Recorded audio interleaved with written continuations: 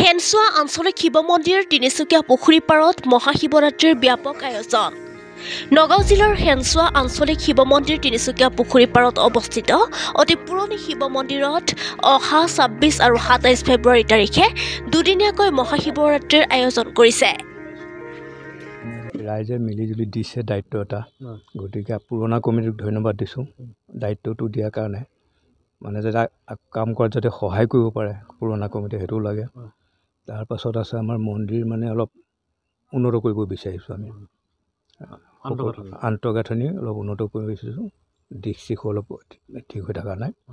আকৌ এই পুখুৰী যিটো আছে, এই পুখুৰীটো আকৌ শিৱস্থানৰ পৰিচয়, এই তিনিচুকীয়া পুখুৰী বুলি কয়, সেইটো দেখিবলৈ অলপ বেয়া হৈছে, সেইটো অলপ উন্নত কৰিম বুলি ভাবিছোঁ। আকৌ সিফালেও থানৰ মাটি অলপ আছে, তাতো কিবা কিবি অলপ প্ৰতিষ্ঠা কৰিব বুলি ভাবি আছে ৰাইজে। তাৰমানে আমাৰ দুৰ্গা পূজা হৈ থাকে ৰেলৰ মাটি এতিয়া পাৰ্মিশ্যন নিদিয়ে, কিন্তু মানে যাতে বাহিৰৰ পৰা মানুহ আহে মন্দিৰটো চাবলৈ, দৰ্শনাৰ্থী যাতে আহে তাৰ ব্যৱস্থা কৰিব বিচাৰিছোঁ, যাতে জাকত জিলিকা হ'ব লাগে। শ্ৰী মহেন্দ্ৰ কুমাৰ শইকীয়া, পুৰণা কমিটিৰ সভাপতি আছিলোঁ। মই 2017 পৰাই এই মন্দিৰ ভাগৰ সভাপতি হিচাপে কামবিলাক আগবঢ়াই লৈ গৈছিলোঁ। আৰু আমি যিখিনি পাৰিলোঁ আমাৰ দিনত আমি যথেষ্ট উন্নতি কৰিলোঁ বুলি ক'ব লাগিব, যিহেতু আগত এনেকুৱা অৱস্থা নাছিল।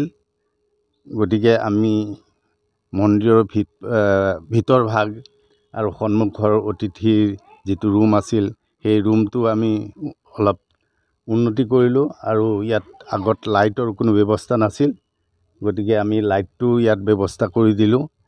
গতিকে এনেকৈ আমি মন্দিৰ ভাগ চলাই আছোঁ। গতিকে আমাৰ দিন আৰু শেষ হ'ল।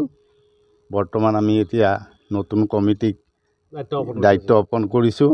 গতিকে নতুন কমিটিও যাতে মন্দিৰ ভাগ উন্নতিৰ কাৰণে আগবাঢ়ি যায়, আৰু যিসকলক দায়িত্ব অৰ্পণ কৰা হৈছে তেওঁলোকে যাতে নতুন উৎসাহেৰে কামবিলাক আগভাগ লয়।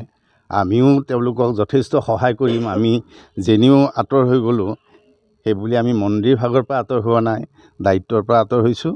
গতিকে ভৱিষ্যতে তেওঁলোকক আমি যথেষ্ট সহায় সহযোগিতা কৰিম, এনেকৈ যাতে আৰু আমাৰ মন্দিৰ ভাগ উন্নতি হয়।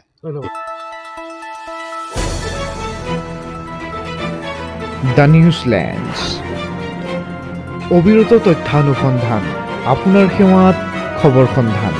দ্য নিউজলেণ্ড।